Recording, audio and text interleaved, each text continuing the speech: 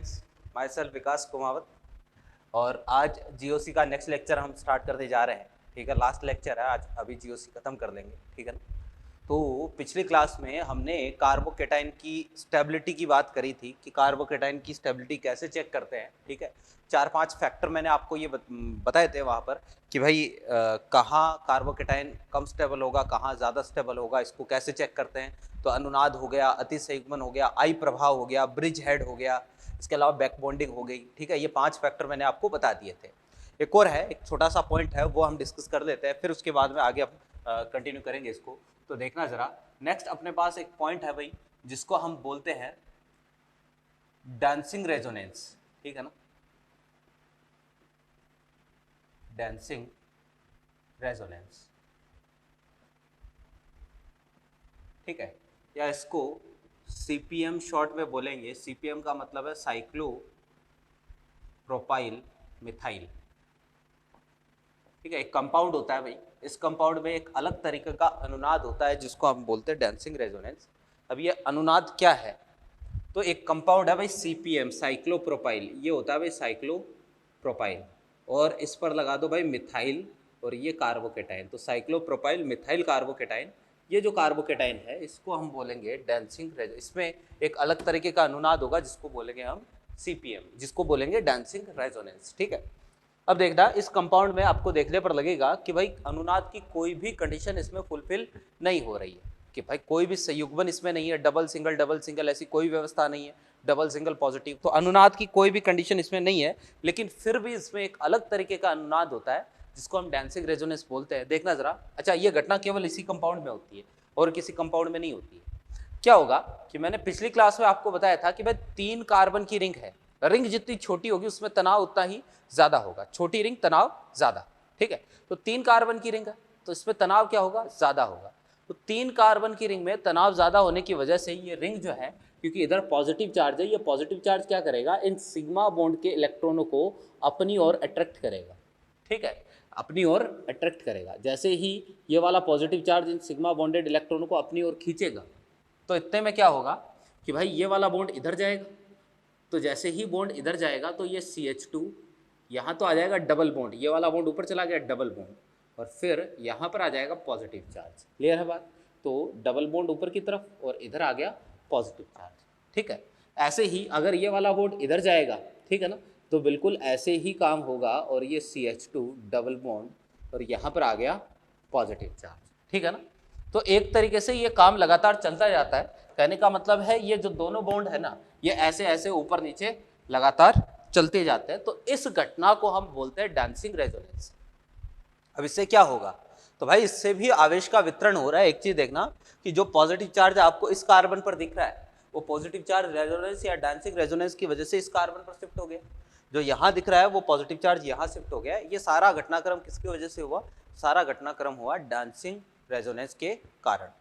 Clear बात, तो ये अपने पास है भैया डांसिंग रेजोनेंस। ठीक है, और इससे भी क्या हो रहा है, आवेश का वितरण हो रहा है। आवेश का वितरण होगा तो स्टेबिलिटी क्या होगी, इंक्रीज होगी। तो ये वाला जो कंपाउंड है, ये वाला जो कार्बोकेटाइन है, ये बहुत ही ज्यादा स्टेबल होता है। केवल इसी कंपाउंड में डांसिंग रेजोनेंस होता है, बाकी कहीं पर भी अगर जैसे मान लो 4 कार्बन की रिंग दे दे, रिंग के बाहर CH2 पॉजिटिव ये लगा के दे दे, इसमें जो है वो डांसिंग रेजोनेंस नहीं होगा, केवल इसी कंपाउंड में ये घटना होती है। ठीक है, अब देखें भाई, ये जो मैंने आपको सीपीएम बता रखा, बहुत ही ज्यादा स्टेबल कंपाउंड होता है। सीपीएम बहुत ही ज्यादा स्टेबल कंपाउंड होता है। ठीक है ना, अब देखें जितने ज्यादा अपने पास सीपीएम ग्रुप होंगे, स्टेबिलिटी उतनी ही ज्यादा होगी। जैसे एक तो मेरे को ये कंपाउंड लिख के दे दिया, एक ये कंपाउंड लिख के दे दिया,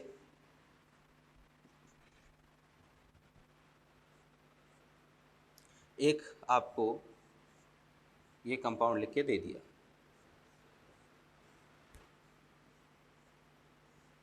ये 3 कंपाउंड लिख के दे दिए। ठीक है ना, अब तीनों जो है, जैसे इसमें सीपीएम है, इसमें दो सीपीएम है, कि भाई 3 कार्बन की रिंग, रिंग से जस्ट बाहर वाले कार्बन पर, रिंग से जस्ट जुड़े हुए कार्बन पर अगर क्या होता है, अगर पॉजिटिव चार्ज होता है तो इसको हम सीपीएम बोलेंगे, है ना। तो 3 कार्बन की रिंग, रिंग से जुड़े हुए कार्बन पर जिस पॉजिटिव चार्ज है, इसमें 2 सीपीएम है, इसमें जो है वो केवल 1 सीपीएम है, और यहाँ पर जो है वो अपने पास 3 सीपीएम है, 3 सीपीएम है। तो भाई जितना ज्यादा सीपीएम ग्रुप होंगे हम बोलेंगे वहां पर आवेश का वितरण उतना ही ज्यादा होगा। और भाई आवेश जब भी वितरित होता है, आवेश वितरण से हमेशा स्टेबिलिटी क्या होती है, इंक्रीज होती है। तो यहाँ स्टेबिलिटी का ऑर्डर क्या आएगा भाई, ये अपने पास स्टेबिलिटी का ऑर्डर आएगा। क्लियर है बात। तो भाई ये अपने पास जो लास्ट फैक्टर था ना, हमने वो भी देख लिया।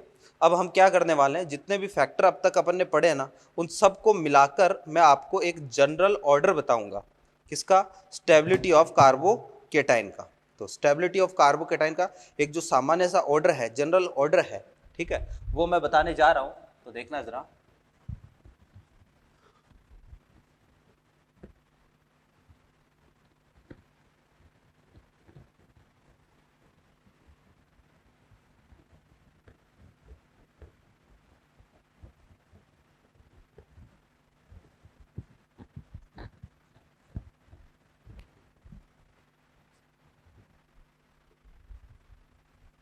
कार्बोकेटाइन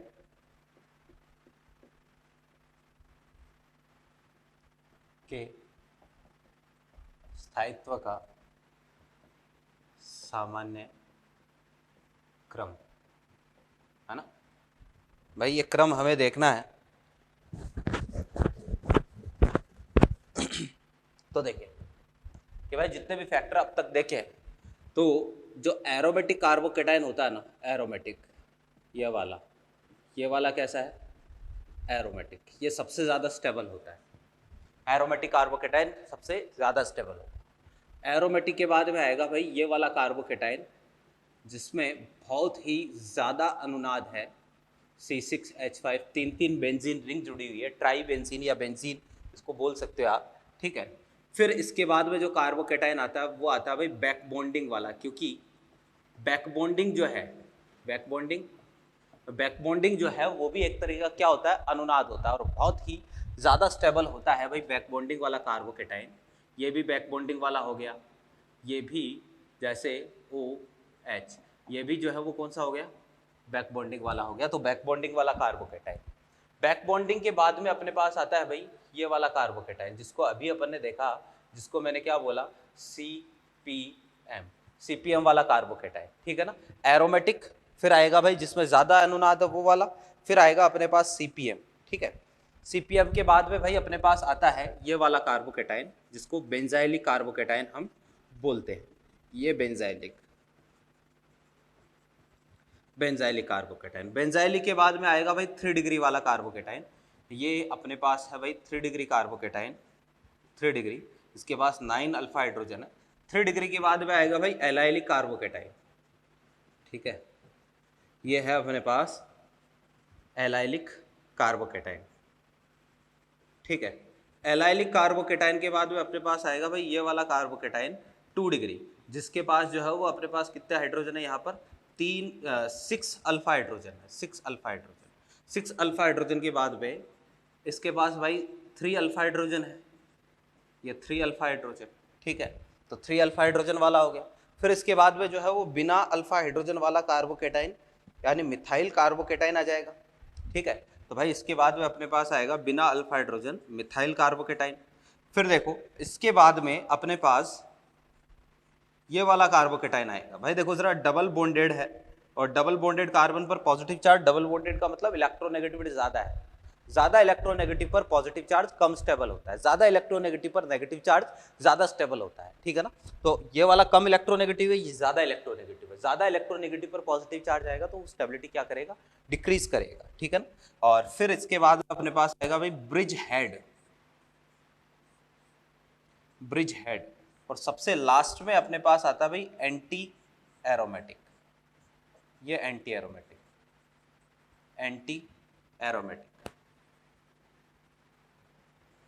ये वाला क्या है, ब्रिज हेड, ठीक है। ये अपने पास एक कार्बोकेटाइन की जितने भी हमने देखे तो एक जनरल ऑर्डर निकल के आता है। ये वो कार्बोकेटाइन, हाँ बीच में और भी बहुत सारे कार्बोकेटाइन आते हैं, लेकिन ये वो कार्बोकेटाइन है जो हमारे सिलेबस में ज़्यादातर काम में लेते हैं, अपन बार बार काम में आते हैं, ये वो कार्बोकेटाइन, ठीक है ना। तो अब भाई इनमें आपको ध्यान में रखना है, याद रखने का तरीका क्या रखोगे, देखो जरा, कि एरोमेटिक से ए लिया, फिर ये याद रख लो भाई अपने पास जो है वो 3 फेनिल रिंग वाला, 3 बेंजीन रिंग वाला, फिर जो है वो बैक बॉन्डिंग से आ गया अपने पास B, और भाई CPM से आ गया C। तो ए बी सी, क्लियर है बात। तो ऐसे याद रख लो, ए से बी से सी चलना है, और नीचे की तरफ जो है वो भी आपको ऐसा ही करना है।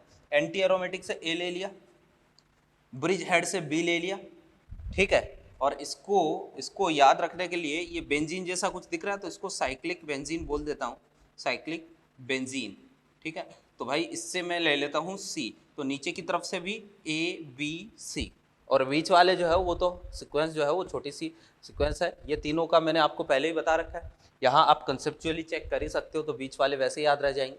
तो ए बी सी ऊपर से भी नीचे से भी ए बी सी, ये एक सिंपल सा ऑर्डर आता है किसका, स्टेबिलिटी ऑफ कार्बोकैटायन। तो भाई मेरे ख्याल से ये पॉइंट आपके समझ में आ गया होगा, क्लियर है बात। अब इसको हम काम में कहाँ लेंगे, तो जब रिएक्शंस हम पढ़ेंगे ना, अगला जो चैप्टर है अपना हाइड्रोकार्बन वाला, वहाँ हम रिएक्शन जब पढ़ेंगे तो हम इसको काम में लेने वाले हैं। मेरे ख्याल से बात समझ में आ गई हो, ठीक है। अब देखो जरा नेक्स्ट जो पॉइंट है वो हम उसकी तरफ चल रहे हैं, कार्बोकैटायन की स्थायित्व का क्रम।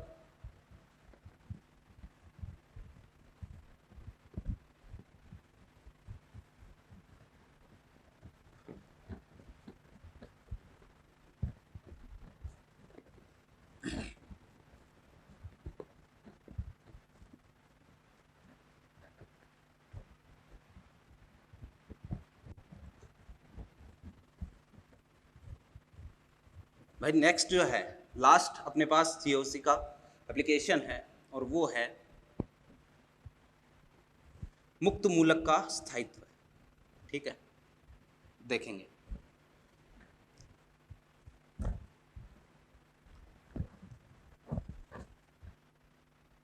मुक्त मूलक का स्थायित्व,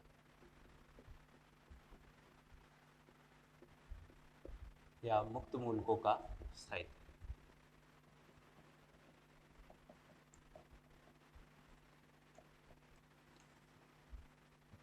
देखो कि भाई फ्री रेडिकल्स की स्टेबिलिटी हमें चेक करनी है, मुक्त मूलकों का स्थायित्व हमें चेक करना है। कैसे चेक करेंगे, तो भाई बिल्कुल कोई भी फ्री रेडिकल होता है, जैसे CH3 फ्री रेडिकल अपने पास है, ठीक है। तो इसमें देखना कि कार्बन, हाइड्रोजन, हाइड्रोजन, हाइड्रोजन, और ये फ्री रेडिकल, टोटल इसके आउटर मोस्ट सेल में कितने इलेक्ट्रॉन है, 2, 2 4, 2 6, 6 और 1 7 इलेक्ट्रॉन है भाई। टोटल इसके वायतम कोश में कितने इलेक्ट्रॉन है, 7 इलेक्ट्रॉन। और भाई वायतम कोश में अगर इसके 7 इलेक्ट्रॉन है, ठीक है, तो ये वाला भी क्या है, एक अष्टक न्यून प्रजाति है। और अष्टक न्यून का मतलब इसमें भी इलेक्ट्रॉनों की कमी है, ये वाला भी अष्टक न्यून है, अष्टक न्यून, ठीक है। यानी यहां पर भी इलेक्ट्रॉनों की क्या है, कमी है। और इलेक्ट्रॉनों की कमी है तो भाई ऐसी जितनी भी प्रजातियां जहां इलेक्ट्रॉनों की कमी होती है, अगर उनकी स्टेबिलिटी चेक करनी है तो जो भी इलेक्ट्रॉन डोनेटिंग ग्रुप होंगे, ठीक है, वो तो इनकी स्टेबिलिटी को इंक्रीज करेंगे, वो तो इनको इलेक्ट्रॉन देंगे, तो इलेक्ट्रॉन देंगे तो इनकी इलेक्ट्रॉनों की कमी क्या हो जाएगी, पूरी हो जाएगी। और इलेक्ट्रॉनों की कमी अगर पूरी हो रही तो स्टेबिलिटी क्या होगी, इंक्रीज होगी ना। तो यहां पर भी सेम टू सेम दो केस है, CH2 फ्री रेडिकल है, यहां कोई X जुड़ा है, एक CH2 फ्री रेडिकल है, यहां कोई Y जुड़ा है, ठीक है ना। ये दो केस है। तो अगर मैं ऊपर वाले केस में बात करूं तो जो अपने पास X है, ये मान लो कोई इलेक्ट्रॉन विड्रॉवल ग्रुप है, इलेक्ट्रॉन विड्रॉवल ग्रुप, और Y जो है ये इलेक्ट्रॉन डोनेटिंग ग्रुप है।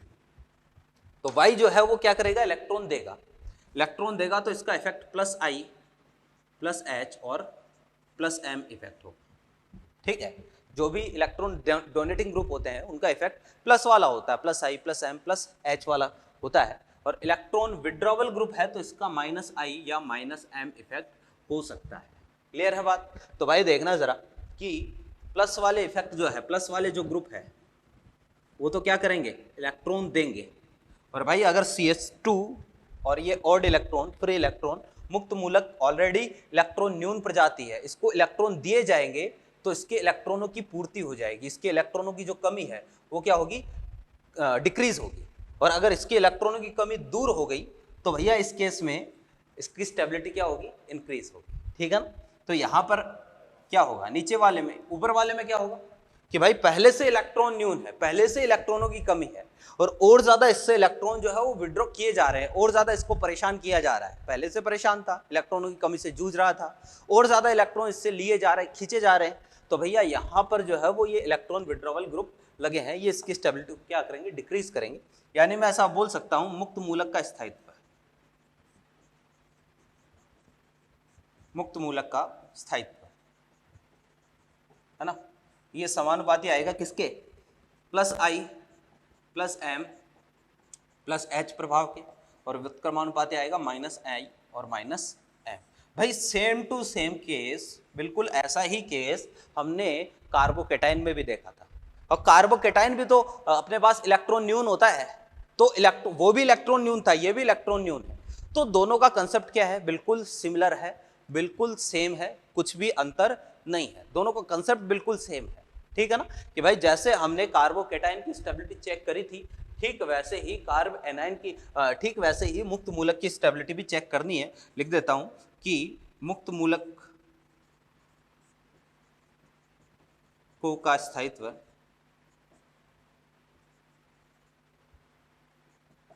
स्थायित्व कार्बोकेटाइन के स्थायित्व के जैसे ही चेक करना है। ठीक है भाई, कि बिल्कुल वैसे ही चेक करना है आपको। क्लियर है? मैं एग्जांपल से अपनी बात स्टार्ट करता हूं, देखना जरा। CH3 CH3 CH3, एक तो ये फ्री रेडिकल है, CH3 CH, और ये CH3, एक ये फ्री रेडिकल है, एक अपने पास CH3 CH2 फ्री रेडिकल है, एक मेरे पास CH3 फ्री रेडिकल है। अगर यहाँ पर मैं बात करूँ तो यहाँ देखना जरा, ये अल्फा ये अल्फा ये अल्फा, अल्फा हाइड्रोजन कितने हैं भाई, 9 अल्फा हाइड्रोजन है। ये अल्फा अल्फा हाइड्रोजन कितने हैं, 6 अल्फा हाइड्रोजन है। ये अल्फा हाइड्रोजन कितने हैं, 3 अल्फा हाइड्रोजन। ठीक है ना, तो 9 6 और 3 अल्फा हाइड्रोजन के पास है। तो ये 9 अल्फा हाइड्रोजन वाला भाई पता है कि मुक्त मूलक में कॉन्जुगेशन या हाइपर कॉन्जुगेशन हो सकता है।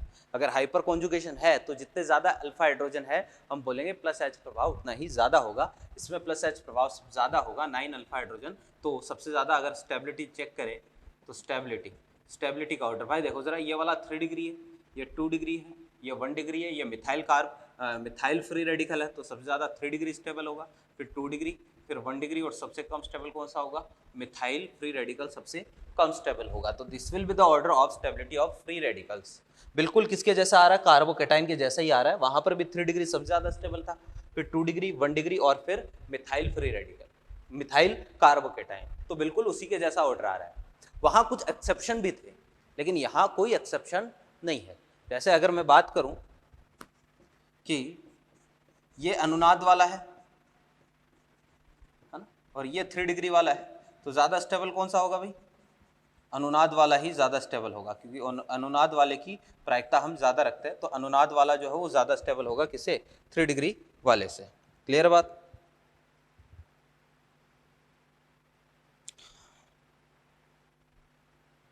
फिर देखो जरा, ठीक है, तो बिल्कुल वैसे ही चेक करना है जैसे हमने कार्बोकेटाइन में किया था। अब एक दो एग्जाम्पल और देख लेते हैं, फिर हम इस पे आगे बात करेंगे।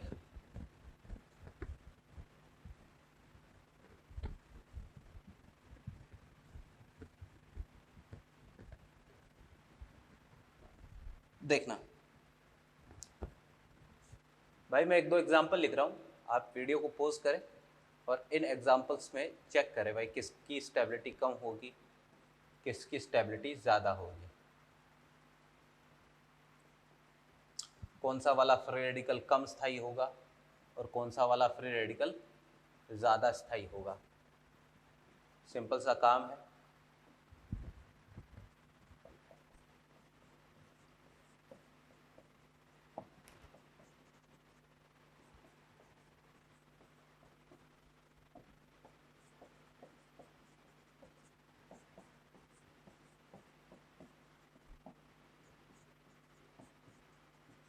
चेक करें भैया,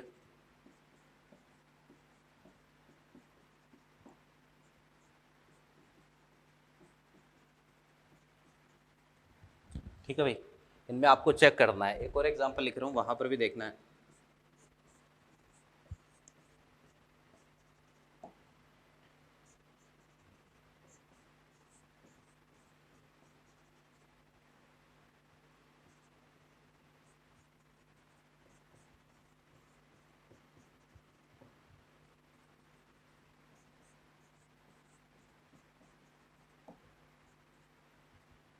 देखो ये 3 एग्जाम्पल है। आप वीडियो को पहले पॉज करें, अपना आंसर बताएं, चेक करें, फिर मेरे आंसर से मैच करें। देखो ज़रा, सबसे पहले इसकी बात करते हैं। मैंने कहा है कि जो चीज़ सेम हो उसको नहीं देखते, जो डिफरेंट होता है उसको चेक करते हैं। और सबसे पहले क्या करते हैं, जो भी समूह जुड़े हुए हैं उनकी पोजिशंस चेक करते हैं। ठीक है, तो यहाँ पर जो है वो NO2 का प्रभाव ये ऑर्थो पर है -m, ये वाला कहाँ है, मेटा पर है -I, और ये वाला कहाँ है, पैरा पर है -m, -I, -m। ठीक है, अब माइनस वाले जितने ज़्यादा होंगे हम बोलेंगे फ्री रेडिकल की स्टेबिलिटी उतनी क्या हो जाएगी, कम हो जाएगी। तो यहाँ सबसे ज़्यादा स्टेबल फ्री रेडिकल तो कौन सा होगा, चौथा वाला होगा, क्योंकि वहाँ पर कुछ भी नहीं जुड़ा है। आप बिल्कुल कार्बोकेटाइन की स्टेबिलिटी जैसे चेक करी थी ना, बिल्कुल वही फंडा है, बिल्कुल वैसे ही हमें चेक करना है। यहाँ पर चेक करते हैं। फिर देखो ये दोनों -m से इलेक्ट्रॉन खींच रहे हैं, ये वाला -I से इलेक्ट्रॉन खींच रहा है, तो अब कौन सा आएगा, थर्ड। ठीक है, अब भाई देखो जरा, फर्स्ट और सेकंड -m से इलेक्ट्रॉन खींच रहे हैं, और -m जो है वो दूरी पर निर्भर नहीं करता है, यानी ऑर्थो और पैरा पर होगा, बराबर मात्रा में होगा, जितना ऑर्थो पर उतना ही पैरा पर। तो मैंने कंसेप्ट क्या बता रखा है कि अगर -m समान आ जाए तो अब -h या -I को चेक करेंगे। h तो होगा नहीं तो किसको चेक करेंगे, -I को चेक करेंगे। यहां पर भी -I, यहां पर भी -I। ठीक है, -I होता है भाई दूरी पर निर्भर करता है, -I डिस्टेंस डिपेंडेंट होता है, दूरी ज्यादा तो I कम, तो जहां -I कम होगा वहां स्टेबिलिटी ज्यादा होगी। तो भाई यहाँ -I रेस्पेक्टिवली कम है, ये वाला ज्यादा स्टेबल होगा, सेकंड सबसे कम स्टेबल होगा। This will be the order of stability. Clear है बात, यहाँ चेक कर लेते हैं। तो देखो जरा, ये वाली पोजीशन कौन सी है, पोजीशन है पैरा पोजीशन, सब में पैरा पोजीशन। 3 अल्फा हाइड्रोजन है, 2 अल्फा हाइड्रोजन है, 1 अल्फा हाइड्रोजन है, एक भी अल्फा हाइड्रोजन नहीं है। तो अल्फा हाइड्रोजन जितने ज्यादा होंगे स्टेबिलिटी भी उतनी ही ज्यादा होगी। सबसे ज्यादा स्टेबल फर्स्ट, फिर सेकंड आ जाएगा, फिर थर्ड आ जाएगा, और सबसे कम स्थायी फोर्थ। ये अपने पास स्थायित्व का क्रम रहेगा। समझ गए बात, इसको चेक कर लेते हैं। भाई देखो जरा, पोजीशन कौन सी है, ऑर्थो पोजीशन, प्रभाव +H, 3 अल्फा हाइड्रोजन। ये वाली कौन सी पोजीशन है भाई, मेटा पोजीशन, प्रभाव +I, मेटा पर H प्रभाव नहीं होता है। ये वाली पैरा पोजीशन, प्रभाव +H। ठीक है, यहां पर तो कुछ भी नहीं जुड़ा है। ठीक है भाई, तो ये तो क्लियर है कि भाई प्लस वाले ज्यादा अपने पास स्थायी होंगे। ठीक है ना, तो +H दोनों में +I, तो +H वाला ज्यादा स्थायी होगा कि +I वाला ज्यादा स्थायी होगा, तो +H वाला ज्यादा स्थायी होगा। क्यों, क्योंकि +H से ज्यादा इलेक्ट्रॉन ट्रांसफर किए जाते हैं, और ज्यादा इलेक्ट्रॉन ट्रांसफर किए जाएंगे वो वाला ही ज्यादा स्टेबल होगा। ठीक है, तो ये वाला हमारा ज्यादा स्टेबल होगा इन दोनों में से, ये वाला मतलब +I वाला है, +H पहला और तीसरा वाला दूसरे से ज्यादा स्टेबल होगा, चौथा वाला सबसे कम स्टेबल होगा। फर्स्ट एंड थर्ड को चेक करना है, तो फर्स्ट एंड थर्ड को चेक करें तो दोनों में +H तो क्या है, बराबर ही है। H और M प्रभाव दूरी पर निर्भर नहीं करता है, ऑर्थो और पैरा पर दोनों पर H और M प्रभाव होते हैं और बराबर मात्रा में होते हैं, जितना ऑर्थो पर होगा उतना ही पैरा पर होगा। तो H तो दोनों में बराबर है, H बराबर आ जाए तो चेक करेंगे I को, तो इसका +I होता है, इसका भी +I होता है, जिसमें +I ज्यादा होगा वो ज्यादा स्थायी होगा। तो किसमें +I ज्यादा है, फर्स्ट में, तो इसका मतलब फर्स्ट सबसे ज्यादा स्थायी है, फिर कौन सा आ जाएगा, थर्ड वाला आ जाएगा, फिर कौन सा, सेकंड वाला आ जाएगा, और सबसे कम स्टेबल कौन सा आ जाएगा, फोर्थ वाला आ जाएगा। तो इस तरीके से आपको स्टेबिलिटी चेक करनी है किसकी, फ्री रेडिकल की। बिल्कुल वही कंसेप्ट है जो हमने काम में लिया था, कहाँ, कार्बोकेटाइन में काम में लिया था, सेम टू सेम वही कंसेप्ट है, कुछ भी अलग नहीं है। मेरे ख्याल से बात समझ में आ गई होगी। मैं 1-2 एग्जाम्पल और लिख देता हूँ, वहाँ पर भी आपको यही चेक करना है, फ्री रेडिकल की स्टेबिलिटी को चेक करना है, अरेंज करना है इनको, फ्री रेडिकल को स्टेबिलिटी के ऑर्डर में अरेंज करना है। देखें जरा,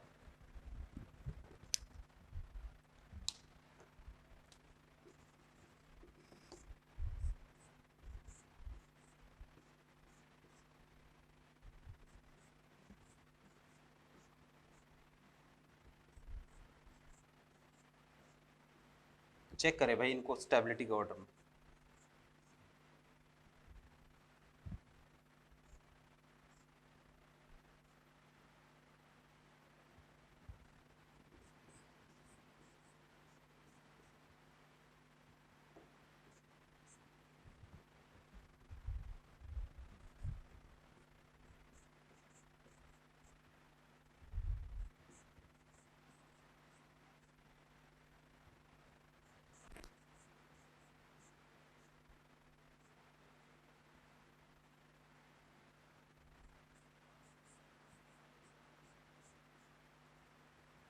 हाँ भाई, देखते हैं भाई, इनको सबको स्टेबिलिटी के ऑर्डर में हमें चेक करना है। सबसे पहले इसमें भाई देखो, जब भी फ्री रेडिकल को चेक करेंगे तो आपको क्या देखना भाई, अल्फा हाइड्रोजन, जैसे कार्बोकेटाइन में चेक करते हैं ना अल्फा हाइड्रोजन, वैसे ही अल्फा हाइड्रोजन चेक करना है। जितने ज़्यादा अल्फा हाइड्रोजन होंगे उतना ही ज़्यादा स्टेबल फ्री रेडिकल होगा। ठीक है, तो यहाँ चेक करते हैं, देखो ज़रा इसको मार्क करो, ये अल्फा, ये अल्फा, ये अल्फा, दो दो चार, चार और एक, 5 अल्फा हाइड्रोजन इसके पास है। ठीक है, इसको चेक करते हैं, ये इसको मार्क करो, ये अल्फा, ये अल्फा, ये अल्फा, दो दो चार, चार और दो छः, 6 अल्फा हाइड्रोजन इसके पास है।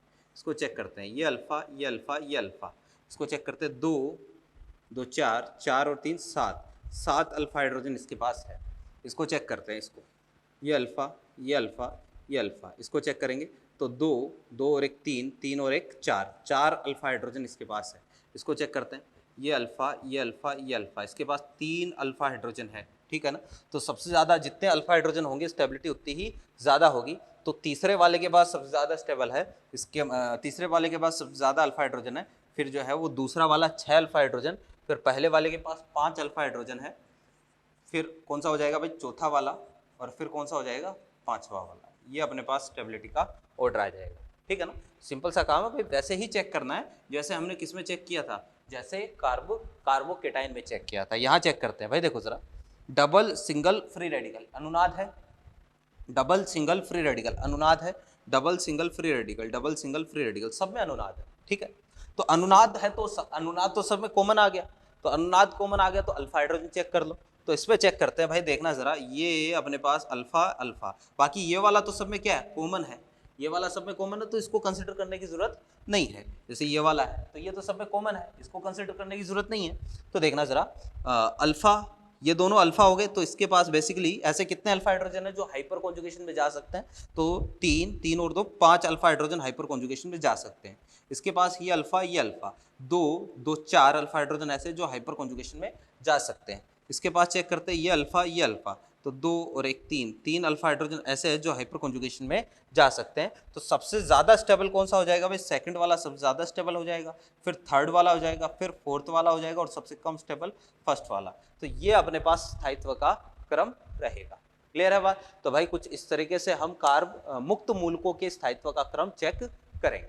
ठीक, तो नेक्स्ट जो है इसी से रिलेटेड टॉपिक है, वो है भाई अपने पास कार्बन हाइड्रोजन की बंध ऊर्जा, है ना। मुक्त मूलकों का स्थायित्व, मुक्त मूलकों का स्थायित्व तथा कार्बन हाइड्रोजन बंध की बंध ऊर्जा। भाई देखो, ये दोनों चीजें एक दूसरे से रिलेट होती है ना, जुड़ी हुई होती है। मुक्त मूलकों की स्टेबिलिटी और कार्बन हाइड्रोजन बॉन्ड की बॉन्ड स्ट्रेंथ या बॉन्ड एनर्जी दोनों एक दूसरे से रिलेट होती है। बॉन्ड एनर्जी का मतलब क्या होता है, बेसिकली आप यूँ समझ सकते हो कि बंध को तोड़ने के लिए आवश्यक ऊर्जा। अगर अपन आसान भाषा में इसको समझने की कोशिश करें तो आप ये समझ सकते हो कि एक बॉन्ड को तोड़ने के लिए, उस बॉन्ड को ब्रेक करने के लिए कितनी ऊर्जा चाहिए, उसको हम क्या बोल सकते हैं, उसको हम बोल सकते हैं भाई बंध ऊर्जा बोल सकते हैं। तो देखना जरा कि जितनी ज्यादा बंध ऊर्जा होगी उस बंध को तोड़ने के लिए उतना ही, उस बंध को तोड़ने में उतना ही ज्यादा जोर आएगा। इसका मतलब वो बॉन्ड उतना ही ज्यादा स्ट्रोंग होगा, इसका मतलब बंध सामर्थ्य उतनी ही ज्यादा होगी। यानी मैं यहां से ऐसा बोल सकता हूं कि भाई बंध ऊर्जा ये समानुपाती होती है किसके, बंध सामर्थ्य के। ठीक है ना, दोनों एक दूसरे के डायरेक्टली प्रोपोर्शनल है, तो बंध ऊर्जा की जगह आप बंध सामर्थ्य भी बोल सकते हैं। ठीक है, अब ये है क्या, तो एक चीज मैं यहां पर बता देता हूं भाई, मुक्त मूलक का स्थायित्व, मुक्त मूलक का स्थायित्व यह समानुपाती होता है 1/, कार्बन हाइड्रोजन बंध सामर्थ्य के। भाई ये कंसेप्ट आपको ध्यान में रखना है कि मुक्त मूलक की जो स्टेबिलिटी होती है ना, वो समानुपाती होती है, मतलब इन्वर्सली प्रोपोर्शनल होता है कार्बन हाइड्रोजन बॉन्ड स्ट्रेंथ के। इतना पॉइंट ध्यान में रखना है कि कार्बन हाइड्रोजन बॉन्ड स्ट्रेंथ जो है वो और मुक्त मूलक का स्थायित्व दोनों एक दूसरे क्या चलती है, अपोजिट चलती है, इन्वर्स चलती है। अब ऐसा क्यों, ये समझना है कि भाई ऐसा क्यों हुआ। तो भाई ऐसा क्यों होता है, इसको हम एग्जाम्पल समझने की कोशिश करते हैं। देखना जरा भाई, अपने पास कोई कंपाउंड है, CH3 और CH2 CH और ये CH2H, ये H1 H2 H3, ठीक है ना। ये अपने पास 3 हाइड्रोजन इसने इंडिकेट किए हैं। यहाँ के हाइड्रोजन को H3 बोला है, यहाँ के H2, यहाँ को H1 बोला है।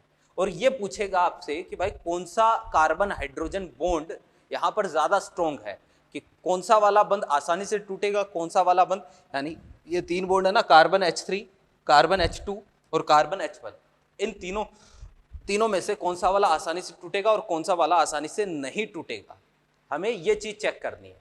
तो अब ये चीज चेक करने के लिए हम सिंपल सा काम ये करेंगे कि भाई यहां जितने भी हाइड्रोजन इंडिकेट किए हैं उन सबसे मुक्त मूलक बनाकर चेक करेंगे। मुक्त मूलक बना के चेक करना है, तो जैसे एक एक आपको हटाना है। सबसे पहले यहां से हटा दो, यहां से हटा दो, यहां से हटा दो, है ना। सबसे पहले इसको हटाता हूं, तो अपने पास फ्री रेडिकल कौन सा बनेगा, ये H3 एज इट इज है, CH3, ये H, CH2 और ये H2 एज इट इज है, और इसको हटा के यहां पर लगा दिया भाई फ्री रेडिकल। एक तो ये वाला बन गया, क्लियर बात, एक तो ये वाला बन गया।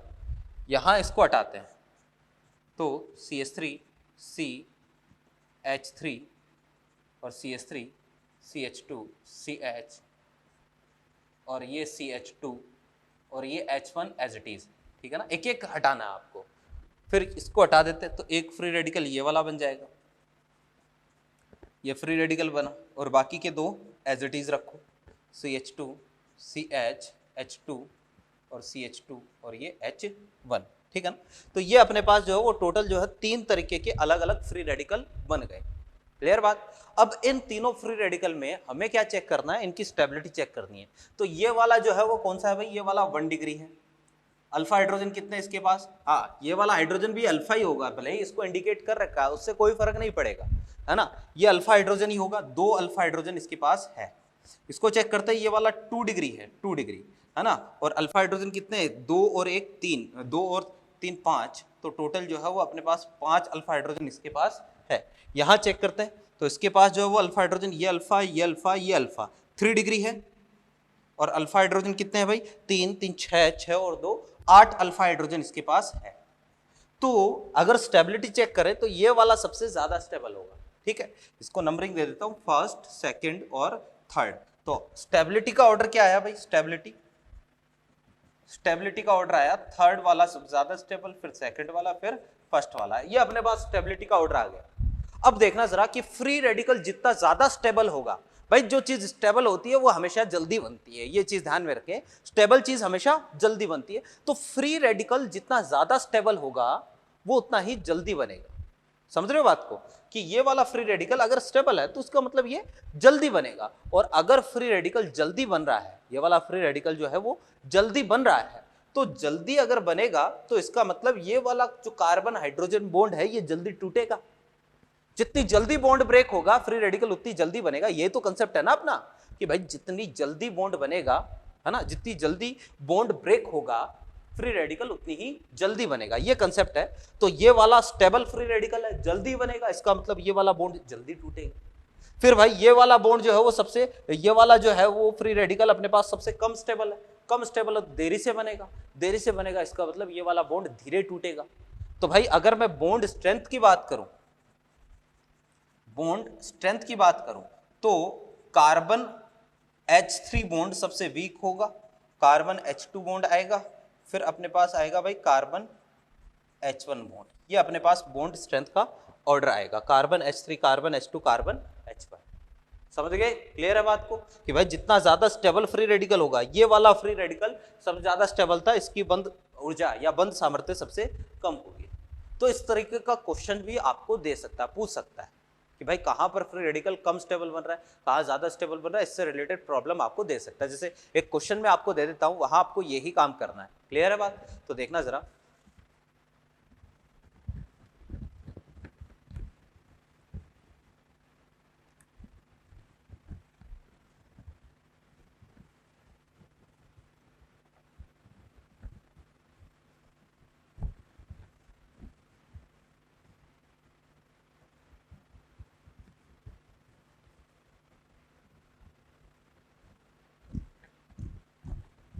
हाँ भाई देखें,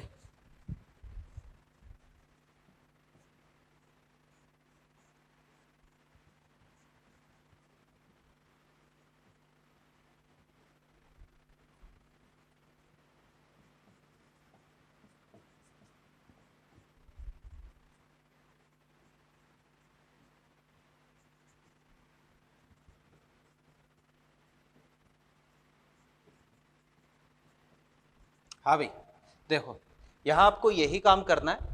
जो CH1 CH2 यानी CH1 CH2 CH3 और CH4, इन सबको आपको क्या करना है भाई, बॉन्ड स्ट्रेंथ के, बंध सामर्थ्य के क्रम में व्यवस्थित करना है। तरीका क्या है, फ्री रेडिकल बनाते हैं फिर चेक करते हैं। तो यहाँ पर जो फ्री रेडिकल बनेगा, आप डायरेक्टली कर रहा हूँ, देखना कि यहाँ जो फ्री रेडिकल बनेगा ना, ये वाला फ्री रेडिकल बनेगा, यहाँ फ्री रेडिकल बनेगा भाई ये वाला, यहाँ पर फ्री रेडिकल ये बनेगा और यहाँ पर फ्री रेडिकल ये बनेगा।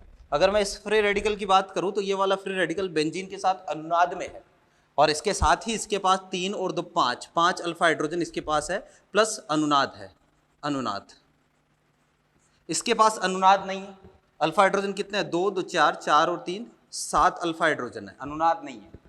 इसके पास जो है वो अनुनाद नहीं है। अल्फा हाइड्रोजन कितने हैं, 3 और 2 5 अल्फा हाइड्रोजन, और अनुनाद नहीं। इसके पास जो है वो केवल 2 अल्फा हाइड्रोजन होंगे, 2 अल्फा हाइड्रोजन, अनुनाद नहीं। सबसे ज्यादा स्टेबल कौन सा होगा, अनुनाद वाला सबसे ज्यादा स्टेबल हो जाएगा, और ज्यादा स्टेबल है तो वो जल्दी बनेगा, जल्दी बनेगा इसका मतलब वहां पर बंध ऊर्जा कम होगी, बंध सामर्थ्य कम होगी, तो बॉन्ड स्ट्रेंथ का ऑर्डर क्या आ जाएगा भाई, बॉन्ड स्ट्रेंथ सबसे कम स्थायी तो कौन सा होगा, ये वाला। तो इसका मतलब इस बॉन्ड की यानी कार्बन H4 बॉन्ड की बॉन्ड स्ट्रेंथ सबसे ज्यादा होगी। फिर कौन सा आएगा भाई, कार्बन H3, फिर कौन सा आएगा कार्बन H2, फिर कौन सा आएगा भाई कार्बन H1। ये अपने पास बंध क्रम का या बंध ऊर्जा का क्रम आएगा। क्लियर है बात। तो भाई ये था अपना एप्लीकेशन, लास्ट एप्लीकेशन था, चैप्टर जीओसी का कंप्लीट है, ठीक है ना। अब इसमें आपको क्या करना है भाई, मॉड्यूल में जो भी बच गया है, जो मैंने टिक नहीं करवाया है, सीधी सी बात है वो सॉल्व करना है, ठीक है। इसके अलावा कुछ पोर्शन मॉड्यूल का, क्योंकि अभी टाइम बाकी है, तो कुछ पोर्शन मॉड्यूल का मैं अभी आपको डिस्कस करवा देता हूँ। आप मॉड्यूल निकालें, एक्सरसाइज नंबर फर्स्ट, सबसे पहले स्टेज फर्स्ट से अपन स्टार्ट करेंगे, ठीक है। और कल की पूरी क्लास अपनी केवल मॉड्यूल के लिए रहेगी। तो देखिए,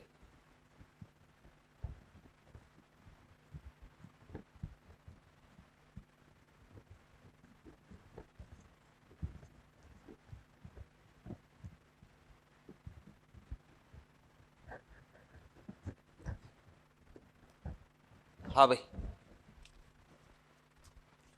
सबसे पहले स्टेज फर्स्ट, ठीक है ना।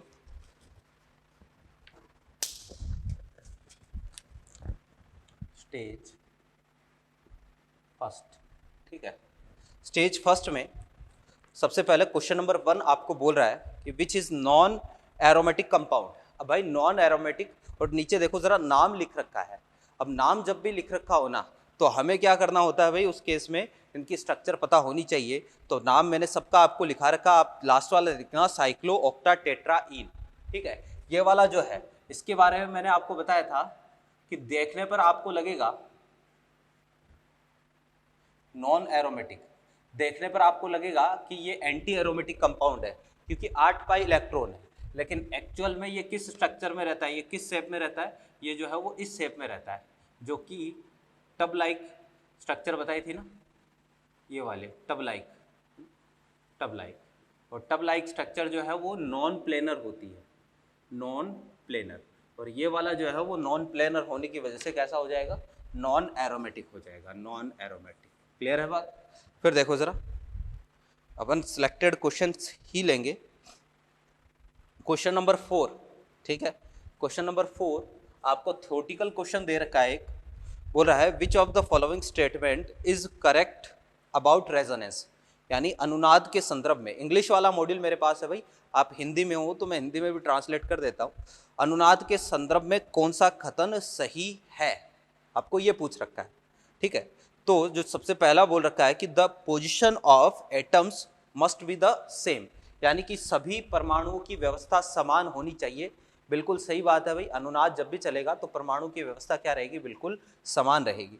सेकंड बोल रहा है all resonating structure must have same number of paired electron, कि सभी अनुनादी संरचनाओं में युग्मित इलेक्ट्रॉनों की संख्या समान होनी चाहिए, ठीक है। All resonating structure must have the same number of pi bonds, भाई सब में पाई बंधों की संख्या समान होनी चाहिए, कोई ज़रूरी नहीं है, पाई बंधों की संख्या सब में अलग अलग हो सकती है।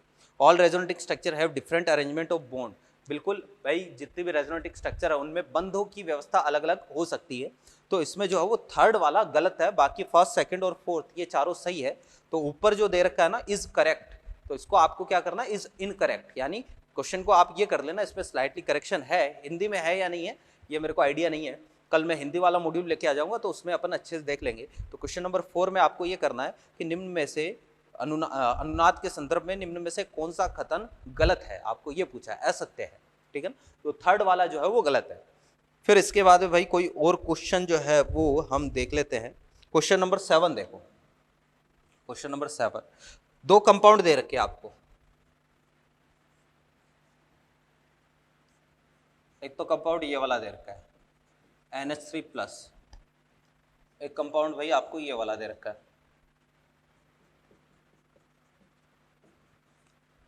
ये वाला दे रखा है, ठीक है। अब देखो जरा, पहले तो ये सोचो कि क्या सेकंड वाली जो अनुनादी संरचना है, यानी इसकी अनुनादी संरचना ये वाली बना रखी है, क्या किया होगा, इस बॉन्ड को इसने ऊपर की तरफ भेज दिया, तो ऊपर की तरफ भेज दिया तो यहाँ तो डबल बॉन्ड आ गया, और भाई जिस कार्बन के इलेक्ट्रॉन गए उस कार्बन पर इसने पॉजिटिव चार्ज, इस कार्बन पर पॉजिटिव चार्ज लगा दिया, तो ये वाला केस बना है। तो अब सेकंड वाली जो स्ट्रक्चर आई है ना ये वाली, क्या ये मान्य है क्या, भाई ये मान्य नहीं होगी। क्यों, क्योंकि भाई देखना जरा कि अगर आप ऊपर की तरफ इलेक्ट्रॉन को भेज देते हो तो इस नाइट्रोजन के बाह्यतम कोश में, इस नाइट्रोजन के बाह्यतम कोश में कितने इलेक्ट्रॉन हो गए, 2 2 4 2 6 2 8 और 2 10 इलेक्ट्रॉन हो गए भाई इस नाइट्रोजन के बाह्यतम कोश में, जो कि कभी भी संभव नहीं है। नाइट्रोजन जो है वो द्वितीय आवर्त का तत्व है, और सेकंड पीरियड के जो भी एलिमेंट्स होते हैं उनके आउटर मोस्ट सेल में 8 से ज्यादा इलेक्ट्रॉन संभव ही नहीं है। तो यहाँ पर जो है वो इसके पास जो है 10 इलेक्ट्रॉन संभव नहीं है, यानी सेकंड वाली रेजोनेटिव स्ट्रक्चर मान्य नहीं है। अब क्वेश्चन पढ़ते हैं, आपको इन दोनों के बारे में सही कथन का चुनाव करना है। पहला ऑप्शन बोल रहा है second is not an acceptable canonical structure because carbon ion are less stable than ammonium ion. आपको बोल रहा है कि सेकंड वाली मान्य नहीं है, क्यों, क्योंकि कार्बोनियम आयन जो है वो अमोनियम आयन से कम स्थायी होता है। भाई ये कोई कंसेप्ट नहीं है ना। कंसेप्ट क्या है, क्योंकि इसके इलेक्ट्रॉन में बाह्यतम कोश में 10 से 8 से ज्यादा इलेक्ट्रॉन नहीं हो सकते, ये कंसेप्ट है, पहला नहीं होगा। Second is not the acceptable structure because it is non aromatic, ना भाई ये भी कोई फंडा नहीं है, नॉन एरोमेटिक होने की वजह से नहीं, गलत है। थर्ड वाला second is not the acceptable resonating structure because the nitrogen has 10 valency electron, बिल्कुल भाई नाइट्रोजन के बाद 10 वैलेंसी इलेक्ट्रॉन दे रखे हैं जो कि पॉसिबल नहीं है, जो कि संभव नहीं है, इसलिए सेकंड वाली एक्सेप्टेबल नहीं है। तो थर्ड वाला जो है वो अपना क्या रहेगा, बिल्कुल सही रहेगा। क्लियर बात। फिर देखो नेक्स्ट जो है वो अपने पास है resonance in benzene is accompanied by delocalisation of pi electron, each pi electron is connected with. भाई देखना जरा कि आपको ये बोल रखा है कि बेंजीन में जो रेजोनेंस होता है, ठीक है, उसमें पाई इलेक्ट्रॉनों का क्या होता है भाई, डीलोकलाइजेशन होता है, और पाई इलेक्ट्रॉनों का डीलोकलाइजेशन होगा तो एक पाई इलेक्ट्रॉन जो है वो कितने कार्बन के साथ अटैच होगा, each pi electron attach with, कितने कार्बन के साथ अटैच होगा। सोचता जरा, मैं क्वेश्चन नंबर 8 की बात कर रहा हूं, आप सोचो कि ये बेंजीन, अब भाई इसमें रेजोनेंस चलेगा, एक बॉन्ड में 2 इलेक्ट्रॉन, तो भाई देखो इसकी रेजोनेटिक स्ट्रक्चर लगातार अपन ऐसे बना सकते हैं, ठीक है, घूमते जाएंगे इलेक्ट्रॉन, तो जो इलेक्ट्रॉन अभी यहां है वो कभी यहां आएगा, ये वाला यहां, ये वाला यहां, लगातार जो है वो बॉन्ड घूमते जाएंगे, तो जो बॉन्ड अभी यहां है वो कभी यहां आएगा, फिर यहां पर जो है वो यहां आएगा, यहां पर जो है यहां पर जो है यहां, मतलब हर जगह ये इलेक्ट्रॉन घूमेंगे, पूरी रिंग में घूमेंगे, ठीक है। तो एक जो इलेक्ट्रॉन है जो अभी आपको इस कार्बन के पास दिख रहा है, इस कार्बन के पास ये वाला इलेक्ट्रॉन, ये लगातार पूरी रिंग में घूमता हुआ हर कार्बन के हिस्से में आएगा, तो हर एक इलेक्ट्रॉन जो है वो टोटल 6 कार्बन के साथ अटैच होता है, हर एक इलेक्ट्रॉन 6 कार्बन के हिस्से में आएगा, लगातार चलता जाएगा, तो 6 कार्बन के साथ अटैच होगा, ठीक है। तो भाई ये है अपने पास। फिर देखना नेक्स्ट है क्वेश्चन नंबर 10, ठीक है ना, ये भी देख लेते हैं। क्वेश्चन नंबर 10 जो है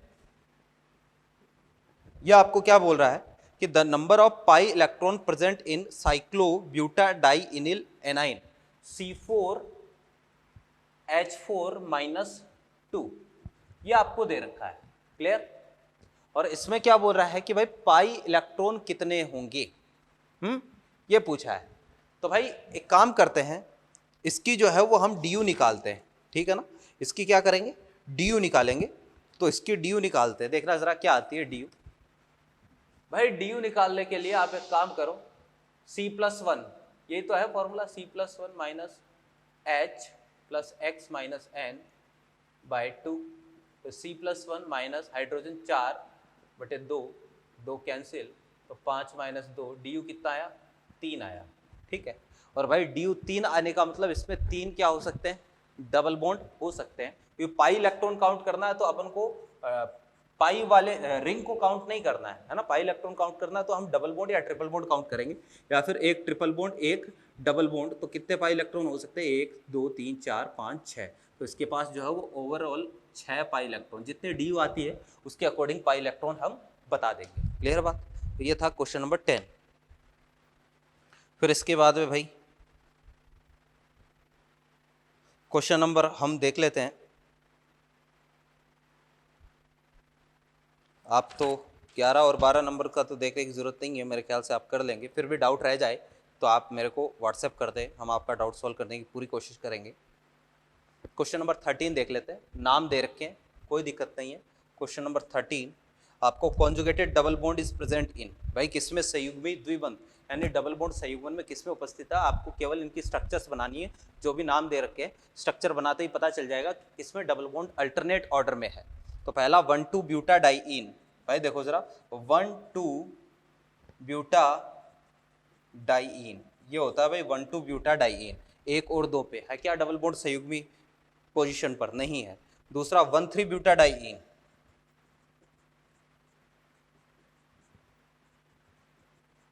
भाई देखो 1 2 3, ये है 1,3 ब्यूटाडाइईन, इसमें संयुग्मन पे है भाई, ठीक है ना।